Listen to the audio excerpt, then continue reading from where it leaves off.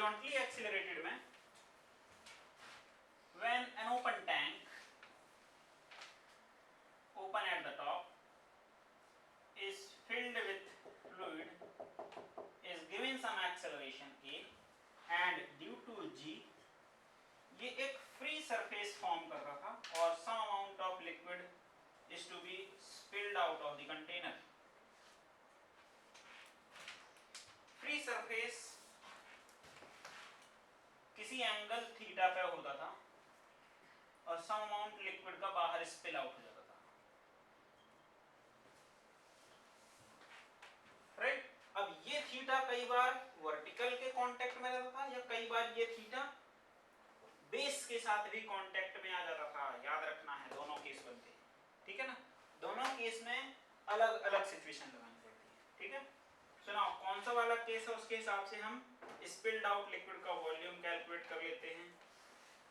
tan theta is always written as a by g and कौन सा वाला case बन रहा है उसके हिसाब से, लेट से अगर ये केस बन रहा है तो हम इसको लिखेंगे ये लेंथ है l, ये लेंथ है y, और अगर ये वाला केस है तो ये है x. So it can also be written as tan theta, whichever the case it is, y upon l, और अगर ये केस है तो इसको लिखेंगे हम, लेट से क्यूबिकल कंटेनर था तो टोटल लेंथ l मान लेते हैं, या h अपॉन x भी लिख सकते हैं।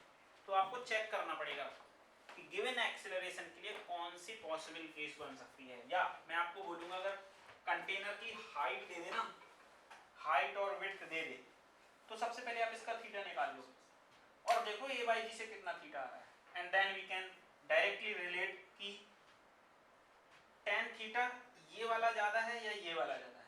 अगर ये थीटा ज्यादा है, a by g का थीटा ज्यादा है, इसका मतलब ये केस बनेगा। इसी में थीटा ज्यादा हो सकता है ना, कॉर्नर से बेसिकली अगर आप h by l निकालोगे मींस आप ये वाला थीटा निकालोगे कॉर्नर से कॉर्नर, राइट? तो अब या तो कॉर्नर के इस साइड का केस होगा या तो कॉर्नर के इस साइड का, या कॉर्नर वाला भी केस होगा, तो दोनों h by l और a by g दोनों बराबर हो जाएंगे, करेक्ट ना? सो h by l निकाल के a by g से कंपेयर कर लो, which case is matching best will be related. Is that okay? Now amount of liquid spilled out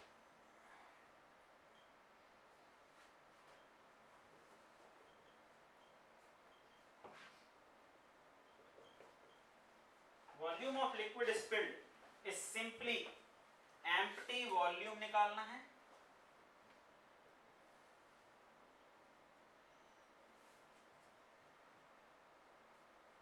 या full volume container volume minus remaining liquid field volume.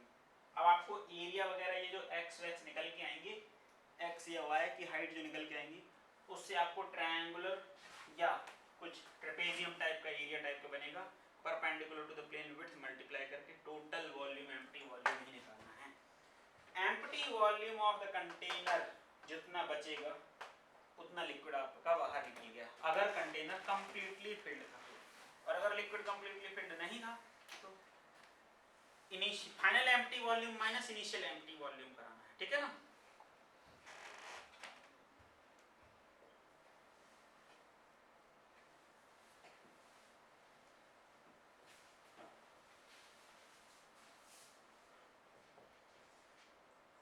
Final empty volume minus initial empty volume, अगर container पहले से ही कुछ खाली था तो ऐसा हो सकता है ना कि कंटेनर h/4 हाइट तक पहले ही खाली है, फिर हमने उसको एक्सेलरेशन दिया है तो कुछ और खाली हो गया। उस केस में कैसे निकालेंगे?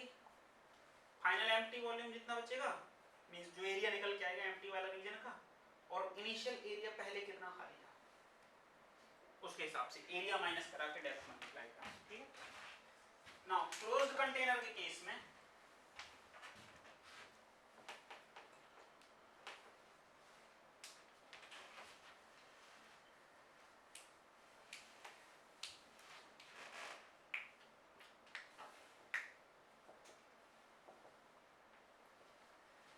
क्लोज्ड कंटेनर में क्योंकि स्पिलिंग आउट पॉसिबल होती नहीं है तो ये पूरा लिक्विड इस मोस्ट पॉइंट पे, अपर मोस्ट पॉइंट पे मिनिमम प्रेशर होगा जो कि जिस प्रेशर पर फ्लूइड को फिल किया गया था, और फिर इसके बाद पैरेलल सरफेस जो बनते हैं इसमें इस बॉटम मोस्ट कॉर्नर पे P मैक्सिमम होगा, ठीक है। Now P minimum can be P not और व्हाटएवर, और जैसे जैसे हम इसके नीचे जाते हैं P at any location is equal to P minimum plus rho G effective into H depth.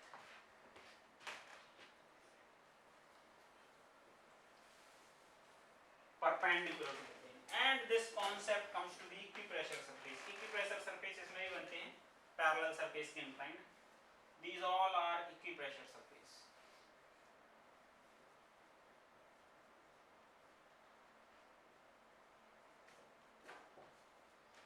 These all are equipressure surface. Equipressure surface का मीनिंग हमें पता है, that is imaginary surface जिसमें same pressure की वैल्यू हो हर points पे। यहाँ पे ट्रायंगुलर, ट्रेपेजियम, जिस भी टाइप का बन सकता है एरिया, रेक्टेंगुलर बनेगा, will be having same pressure. Now vertically accelerated system,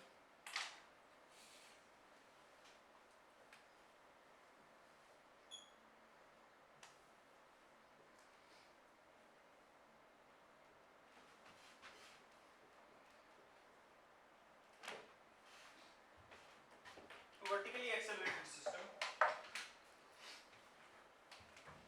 में दो केस बनेंगे, एक accelerated in upward direction, दूसरा accelerated down. accelerated up के केस में फ्री सरफेस के नीचे किसी भी पॉइंट पे pressure P is equal to P naught plus rho A plus G into Y होगा, correct. And maximum pressure bottom most point पे होगा। डाउनवर्ड एक्सेलरेटेड केस में at any depth P is equal to P naught plus rho G minus A into Y। और हम यहाँ पे discuss करते थे कि अगर G is equal to A और A is greater than G, then what can happen?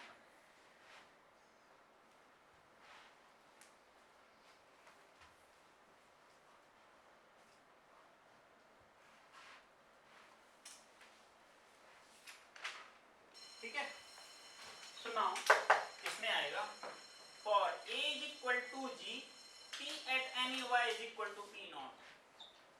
Everywhere same atmospheric pressure will be there. All the points inside the fluid, they will be having atmospheric pressure P naught. Now for A to be greater than G, इसका बहुत अच्छा detail discussion आपको notebook में available है, उसके note point की एक बार पढ़ लेना। क्या था वो नोट पॉइंट कि A की कुछ सर्टेन वैल्यू तक वहां पे pressure P at any Y will become P naught minus rho and A minus G into Y। ये ग्रेटर है, मैंने उसमें से माइनस बाहर निकाल दिया। अब ये क्वांटिटी कुछ पॉजिटिव हो जाएगी ना, तो pressure at any depth P at Y is less than P naught। और ये कब तक नीचे जा सकता है एटमॉस्फेरिक प्रेशर से? जब तक कि वो फ्लूइड उस टेम्परेचर पे वेपर प्रेशर तक ना पहुंचे। जैसे बैरोमीटर में मर्क्यूरी एटमॉस्फेरिक टेम्परेचर पे वेपर प्रेशर पे पहुंच के वेपराइज हो गई, correct. So this A will be having some limitation, means P Y can be minimum possible to P vapor of the fluid at that atmospheric temperature। हम इससे अगर vapour pressure दे दिया कि वाटर है, वाटर का vapour pressure atmospheric temperature पे कितना होगा, तो हम A की वैल्यू कैलकुलेट कर सकते हैं। उस एक्सेलरेशन के बाद ही स्टार्ट होगा और लिक्विड बाहर की ओर स्पिल आउट हो जाएगा। ठीक है। नाउ इंक्लाइंड प्लेन में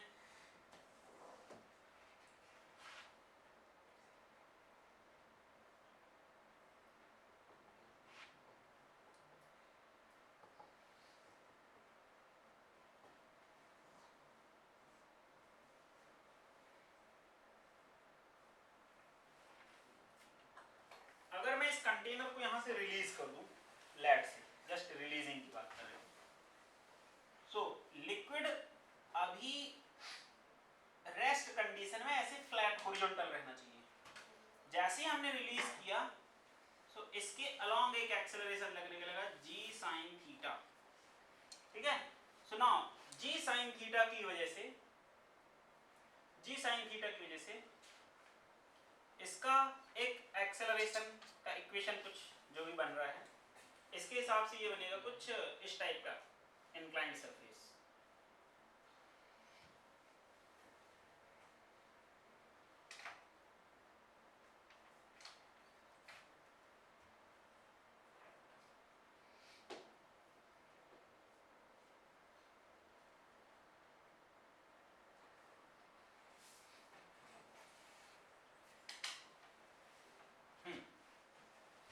Now it will be inclined with the horizontal. Let's say अगर ये एंगल थीटा है तो यहाँ पे ये एंगल अल्फा होगा such that alpha is greater than theta. Now why?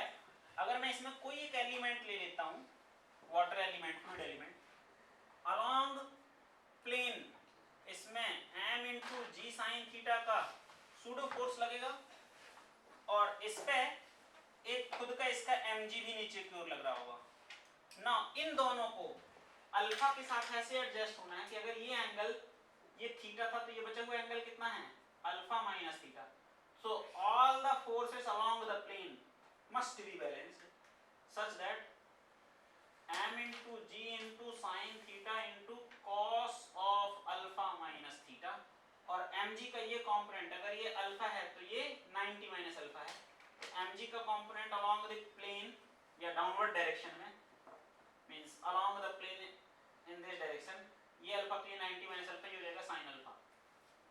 ठीक है। तो mg sin theta sin alpha, all the forces along the plane must be balanced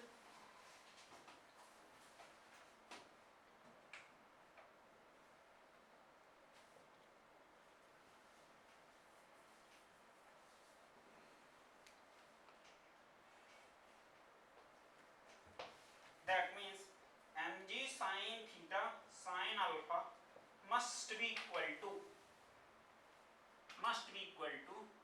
mg, एक सेकंड, ये mg था, mg sin alpha है, mg sin theta मैंने extra multiply कर दिया, sin alpha is equal to mg sin theta cos alpha minus theta। ठीक है ना। और इन दोनों के जो ये वर्टिकल कंपोनेंट होंगे इसकी वजह से बनेगा equipressure surface parallel to this free surface, there will be equipressure surface. तो ये दोनों कंपोनेंट प्रेशर बनाएंगे। क्लियर है क्या? सो नाउ अल्फा आप इससे कैलकुलेट करेंगे and always remember alpha must be coming greater than theta, इस हिसाब से। Now spinning cylinder, when a cylinder is spinned about the axis, अब इसी में देखो ट्रांसलेशनल मोशन में कुछ यू ट्यूब या थ्री लिम्ब ट्यूब सिस्टम की भी क्वेश्चंस हमने की थी कि अगर एक 3 वर्टिकल ट्यूब सिस्टम में लिक्विड फिल करके उसको हॉरिजॉन्टली एक्सेलरेट करा दी जाए, कौन से वाले ट्यूब में कितनी हाइट पे लिक्विड पहुंच जाएगा, वो tan थीटा वाले कॉन्सेप्ट से डायरेक्ट निकालेंगे। ठीक है ना।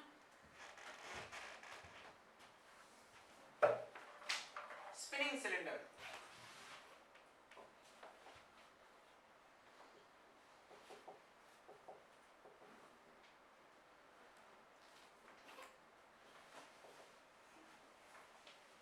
स्पिनिंग सिलेंडर, अगर एक वर्टिकल सिलेंडर कांस्टेंट ओमेगा से स्पिन कर रहा है about its axis, so now cylinder अगर कंप्लीटली फिल्ड था, सिलेंडर अगर कंप्लीटली फिल्ड था तो हमने डिस्कशन किया था ड्यू टू दिस फोर्स ये पैराबोलिक पाथ ऑब्टेन करेगा या पैराबोलिक फ्री सरफेस बनाएगा, और इस पैराबोलिक के ऊपर का जो लिक्विड था वो स्पिल आउट हो चुका है, that is spilled volume of liquid. अगर हम इसको कैलकुलेट करें तो ये आ जाता था हाइट ऑफ पैराबोला, अगर हमने कैलकुलेट कर ली h तो ये आ जाता था पैराबोला की हाइट में पाई आर स्क्वायर, अगर सिलेंडर की रेडियस r थी तो pi R square into H upon 2, इतनी हाइट का जो एक्चुअल सिलेंडर है उसके वॉल्यूम का हाफ वॉल्यूम था पैराबोलॉइड का वॉल्यूम। या अगर हम बात करें पैराबोलॉइड के एम्प्टी रीजन का या पैराबोलॉइड के नीचे बस h हाइट तक कितना वॉल्यूम बचा था वो भी बराबर है, ठीक है। एंड रिलेशन हमारा आता है y का कुछ ऐसा कि bottom most apex point of the parabola से अगर हम y हाइट पे देखें कि कितनी रेडियस r है, that was related to y is equal to omega square into r upon g। इसी से हाइट निकल आएगी, और ये कहां से आया था, ये आया था इसी से tan theta at any location plane is inclined at an angle theta which is related to be a at radial location, a at radial location ये वाला a होगा central acceleration, and g,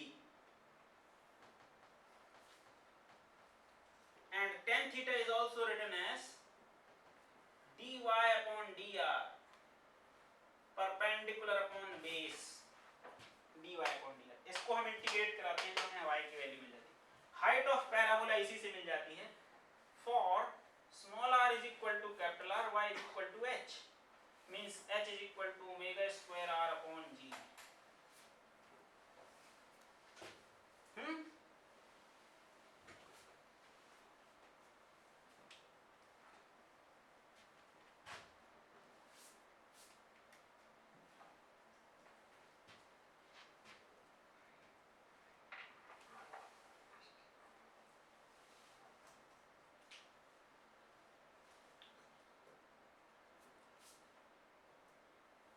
एक second, omega square R square होगा, I think omega square R square upon 2g ये होगा, नहीं तो dimensionally balanced नहीं है ना, इंटीग्रेट होगा तो वो 2 आ जाएगा, इसके साथ इंटीग्रेट कराओगे तो वो 2 आ जाएगा, आर डी आर का इंटीग्रेशन, आर डी आर का इंटीग्रेशन आर स्क्वायर अपॉन, ठीक है वही आएगा। नहीं तो ओमेगा स्क्वायर आर एक्सेलरेशन है, जी भी एक्सेलरेशन, दोनों का रेशियो हाइट कहां से बन जाएगा, ठीक है ना, इंटीग्रेट करा के देखो वही आ रहा है, नोट्स में भी देखो, ठीक है।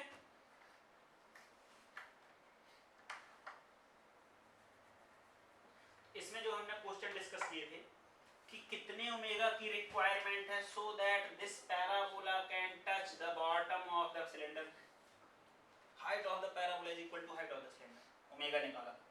अगर और ज्यादा ओमेगा दे दिया सो दैट हमें कुछ ओपन एरिया दिखने लगा सर्कल के टाइप में, अगर वो एरिया की रेडियस दे दी तो हम उसके लिए भी ओमेगा कैलकुलेट करना सीखे थे, और उसके इसमें हमने स्पिल्ड वॉल्यूम लिक्विड का निकालना सीखा। क्लियर है क्या, तो एक बार इसको नोट करो, ठीक है। नाउ आता है फ्लोइंग फ्लूइड।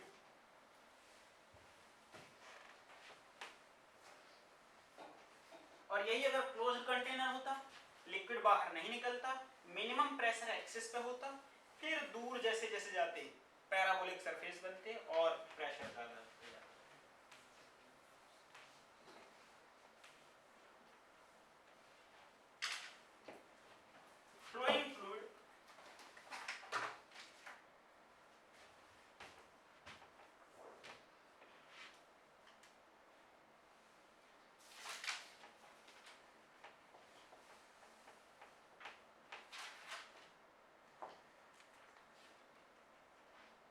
फ्लोइंग फ्लूइड में फर्स्ट था equation of continuity,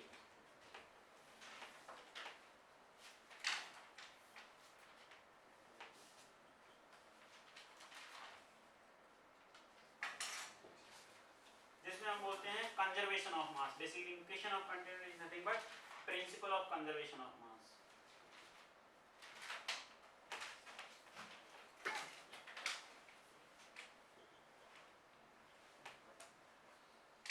Means mass flow rate in must be equal to mass flow rate out. तो चाहे मल्टीपल इनलेट मल्टीपल एग्जिट हो, rho A1 V1 is equal to rho A2 V2 for same density, density cancel out हो जाते हैं, A1 V1 is equal to A2 V2 बन जाता है, और ये रो A1 V1 is nothing but mass flow rate in out. Multiple entries के लिए A1 V1 plus A2 V2 is equal to A3 V3. Multiple exit के लिए A1 V1 is equal to A2 V2 plus A3 V3. Multiple entry single exit, single entry multiple exit, multiple entry multiple exit, simply in is equal to out, mass flow rate in equal to mass flow rate. Continuity equation direct single उसमें अगर आते हैं बहुत easy question होता है. Continuity का maximum application हमेशा साथ में बर्नौली किया था. So now Bernoulli equation,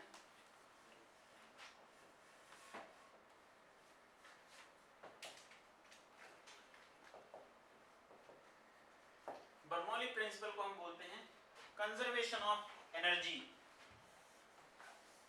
principal. इसका बेसिकली कंजर्व कराना, एनर्जी कंजर्व कराना है.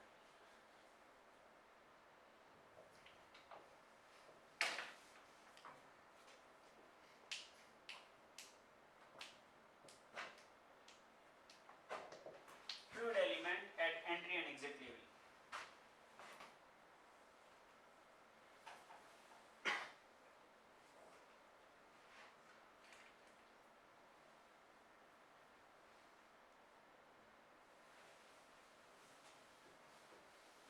अगर यहाँ पे fluid with velocity v1 enter कर रहा है, यहाँ पे v2 से एग्जिट हो रहा है, at pressure p1 and at pressure p2, so total kinetic energy at entry, total potential energy at entry plus एक और एनर्जी होती थी that is flow energy, right.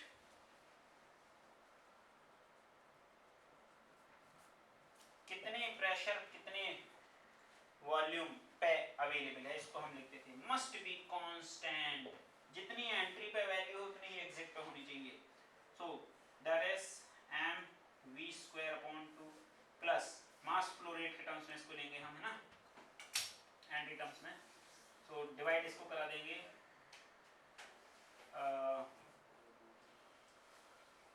Mass flow rate terms में, that is also mass flow rate into mass flow rate into G into H1 1 plus P1 into V volume must be equal to constant. Mass में इस पूरी terms में हम volume flow rate का divide करा देंगे. So density is equal to mass flow rate upon volume flow rate. V means volume flow rate, rate of flow of volume. अगर इसे डिवाइड करा देंगे तो दैट बिकम्स डेंसिटी टर्म. सब जगह इसमें वॉल्यूम से वॉल्यूम कैंसिल आउट हो जाएगा वॉल्यूम फ्लो रेट से, तो ये बन जाएगा rho v1 square upon 2 plus rho g h1 plus p1 is equal to exit में कंडीशन हो जाएगी p2 plus rho v2 square upon 2 plus rho g h2. Means Bernoulli equation बन गया.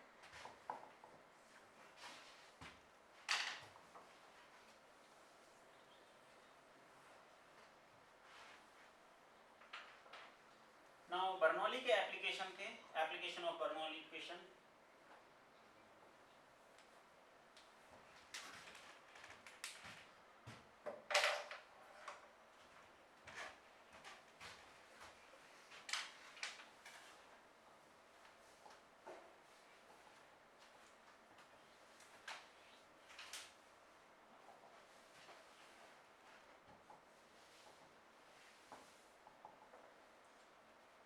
वेंचुरीमीटर था फर्स्ट। तो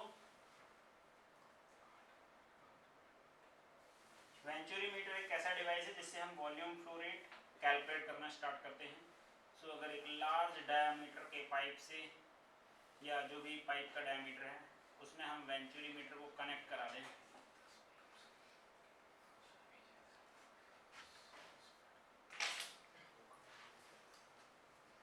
so that entry velocity v1 smaller cross section area की location पे velocity v2 अगर है, तो हम a1 v1 यहाँ का एरिया हमें पता होता है a, इधर का area small a, velocity v1 को हम कैलकुलेट कर लेते हैं और यहाँ पे कनेक्ट कराते हैं हम एक ट्यूब U ट्यूब, जिसकी हेल्प से हम प्रेशर डिफरेंस मेजर करते हैं।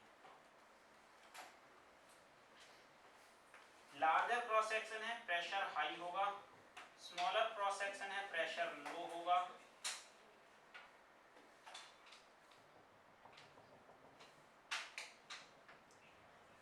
और ये हाइट के टर्म्स में h आ जाता था, right. So rho v1 square upon 2 plus रो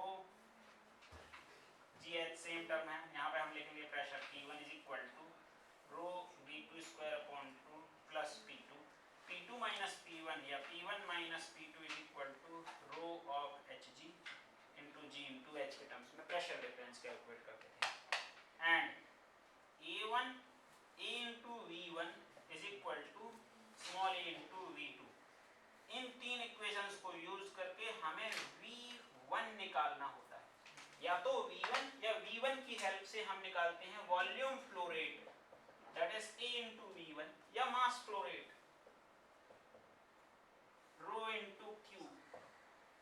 तीन ही चीज पूछी जाती है, या तो फ्लूइड की पाइप में वेलोसिटी कितनी है, या कितना वॉल्यूम फ्लो रेट से फ्लूइड फ्लो हो रहा है, या मास फ्लो रेट क्या है उस फ्लूइड का पाइप में, वेंचुरीमीटर। नेक्स्ट था इफ्लक्स वेलोसिटी।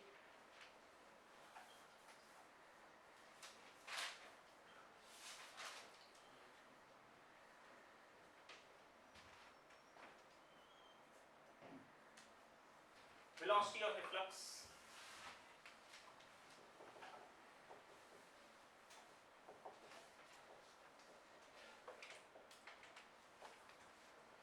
अगर किसी कंटेनर में एक लिक्विड फिल्ड है, इस लिक्विड की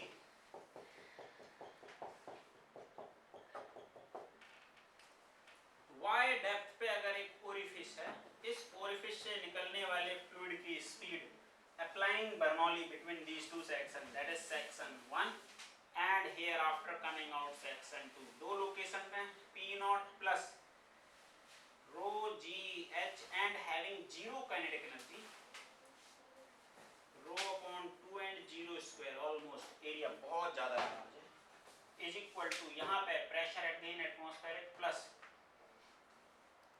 सेम रेफरेंस लेवल पे हैं हम, H को मैंने Y ले लिया, ओके। यहाँ पे zero potential energy rho g zero and kinetic energy rho v square upon 2।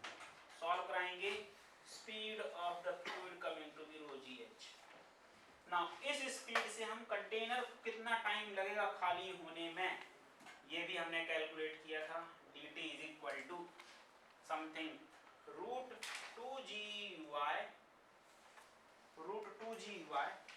Into